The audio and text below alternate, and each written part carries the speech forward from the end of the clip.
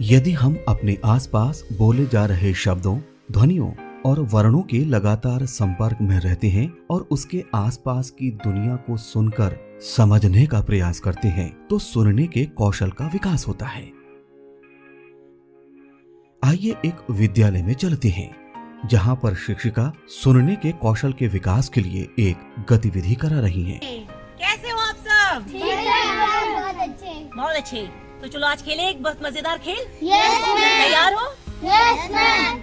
आपने अपने आसपास पशु पक्षी देखे हैं? Yes ma'am. पक्षी जो उड़ते हैं और पशु जो चलते हैं। ये तो हम सभी जानते हैं कि भाषा के मूलभूत कौशलों में सुनना एक महत्वपूर्ण कौशल है, क्योंकि इसका प्रयोग हम अपने दैनिक जीवन में लगातार करते हैं। आप लोगों ने अपनी अपनी टीम बांट ली है ना? Yes ma'am. Yes ma'am. इतना देर से थोड़ा तेज बताइए। बांट यस मैम। हाँ, तो अब हमें ना अपनी अपनी टीम के नाम भी रखने हैं। ठीक है, ये टीम ए है और ये टीम बी है। तो ए टीम रखेगी अपनी टीम का नाम एक पशु के नाम पर, ठीक है, और बी टीम रखेगी अपनी टीम का नाम एक पक्षी के नाम पर। तो जल्दी से बना लीजिए और सोच लीजिए आपको अपनी टीम का क्या नाम रखना है। जल्दी से जल्दी से। और मैं समय दे रही हूँ आपको 10 सेकंड का। 1 2। तो चलिए, आपने अपनी अपनी टीम के नाम डिसाइड कर लिए ना? Yes ma'am. तो जल्दी बताइए, टीम ए ने क्या नाम रखा है अपनी टीम का? शेर। शेर टीम। और शेर कैसे बोलता है? इतना हल्के बोलता है शेर? थोड़ा और तेज बोलता है? डर जाते हो उसकी आवाज सुन के तो हम? कैसे बोलता है और तेज? हाँ, तो ये आवाज किसकी थी? शेर की। तो इनकी टीम का नाम हो गया शेर टीम। और आपने कौन सा नाम रखा है अपनी टीम का? कोयल। कोयल। और कोयल कैसे बोलती है? कू। कैसे बोलती है? आवाज प्यारी सी, इतनी प्यारी आवाज होती है कोयल की। तो आज हमारी जो एक्टिविटी, हमारा जो खेल है ना, वो इसी से संबंधित है कि आज हमारी एक टीम एक किसी भी पशु या पक्षी की आवाज निकालेगी और दूसरी टीम उसको पहचानेगी। क्या करेगी? एक बार आपको हम देते हैं एक बार चांस। जल्दी से आप कोई भी पशु या पक्षी की आवाज निकालिए और फिर टीम बी ए को सुनाइए। हो गया? जल्दी से। मैं तो सो रही थी, मैं तो सो रही थी, मुझे पक्षी ने जगाया, बोली। ये कौन सी आवाज है? पहचानो। एक बार और निकालो आप ये आवाज। बोलो।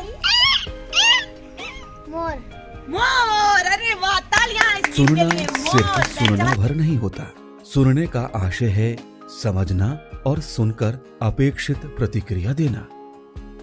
सुनना और सुनकर समझना और फिर उचित प्रतिक्रिया देना, ये कौशल हमारे जीवन में सबसे ज्यादा उपयोग में आता है। अतः बुनियादी स्तर से ही इस पर विशेष ध्यान देने की आवश्यकता होती है। जब बच्चों की आंखें बंद होती हैं या फिर वे किसी चीज की ओर नहीं देख रहे होते, तो हम उन्हें सामने देखने के लिए कहते हैं, पर कान तो हमेशा खुले रहते हैं और उन्हें अलग से किसी भी दिशा में मोड़ा भी नहीं जा सकता। इसलिए हम मानकर चलते हैं कि कान अपना काम लगातार कर रहे हैं। इसी मान्यता के कारण हम कान और ध्यान के बीच में संबंध को नहीं समझ पाते हैं। सुनने के कौशल में यही संबंध निहित है। सुनने के कौशल के विकास के लिए हमें अपने आसपास बोले जा रहे शब्दों और ध्वनियों को सुनकर समझना होता है। बच्चे जब विद्यालय में प्रवेश लेते हैं तो उनकी मौखिक भाषा काफी हद तक विकसित हो चुकी होती है। इसके साथ साथ हम बच्चों को भाषाई प्रतीकों और ध्वनियों की पहचान कराना शुरू करते हैं। आइए समझते हैं ध्वनियों की पहचान क्या है। ध्वनि पहचान के मुख्य रूप से 4 चरण होते हैं, जिसमें पहला है वाक्य के स्तर पर, जैसे मेरा नाम रजिया है। दूसरा शब्द के स्तर पर, मेरा नाम रजिया है। तीसरा है शब्दांश के स्तर पर, मे रा ना म र जी या है। चौथा और अंतिम है वर्ण के स्तर पर, म र ना। शुरुआती कक्षा में हमें कुछ उपायों को अपनाने की आवश्यकता होती है, जिससे बच्चे इन ध्वनियों की सरलता से पहचान कर सकें। इसमें सबसे पहले विभिन्न प्रकार की ध्वनियों को सुनकर समझ पाना और उनमें अंतर कर पाना। उसके बाद तुक समझ पाना, जैसे माला, नाला, काला। फिर शब्दों को अलग अलग पहचान पाना, जैसे माला घर पर है। उसके आगे शब्दांशों की ध्वनियों को अलग अलग पहचान पाना, जैसे मा, ला। और अंत में वर्ण की ध्वनियों को पहचान पाना, जैसे मा, आ, ला, आ, मा, ला। जो बच्चे शुरुआती स्तर में इन ध्वनियों के साथ नियमित और विभिन्न प्रकार के अभ्यास नहीं करते हैं तो उन्हें आगे चलकर खुद वर्तनी बनाने और लिखने में मुश्किल होती है। इसीलिए आवश्यक है कि बुनियादी कक्षाओं में ही बच्चों के इस कौशल की नींव मजबूती से रखी जाए।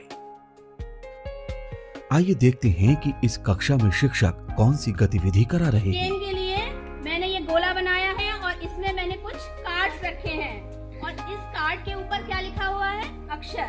और आप में से किसी एक को आना है और इस कार्ड को उठा के मुझे देना है। फिर मैं उस अक्षर से कुछ शब्द बोलूंगी।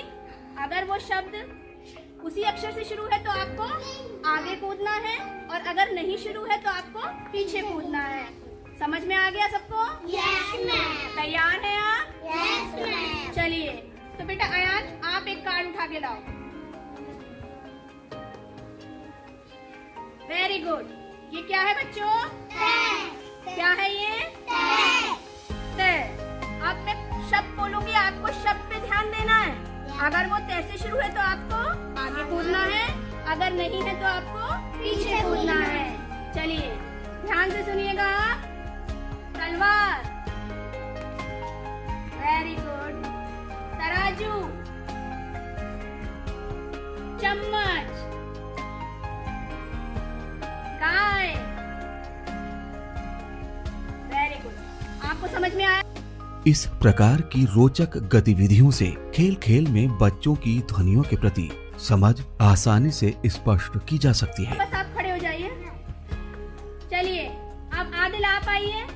हमारी सहायता के लिए आधारशिला हस्त पुस्तिका में इस प्रकार की बहुत सारी गतिविधियां दी गई हैं। सुनने की दक्षता का आकलन किस प्रकार करना चाहिए, अर्थात हमें कब ये मान लेना चाहिए कि बच्चों में सुनने का कौशल आ गया है, जब बच्चा अपने आसपास की ध्वनियों को सुनकर पहचान ले और उनमें अंतर करने लगे, सुनी गई बातों का अर्थ समझकर उस पर अनुक्रिया देने लगे। तब ये मान लेना चाहिए कि बच्चे में सुनने का कौशल आ गया है। यही सुनने के केंद्रित लर्निंग आउटकम है। आधारशिला हस्त पुस्तिका के पृष्ठ संख्या 84 पर बनी प्रेरणा तालिका में भी इससे संबंधित संकेतक दिए गए हैं। बुनियादी स्तर पर हमें अपनी शिक्षण योजना बनाते समय इन चरणों का विशेष रूप से ध्यान रखते हुए प्रतिदिन के लिए उसमें एक लिखित और मौखिक गतिविधि को अवश्य स्थान देना चाहिए और कक्षा में इसका उचित क्रियान्वयन भी कराते रहना चाहिए, जिससे बच्चों में सुनने के कौशल का विकास हो सके।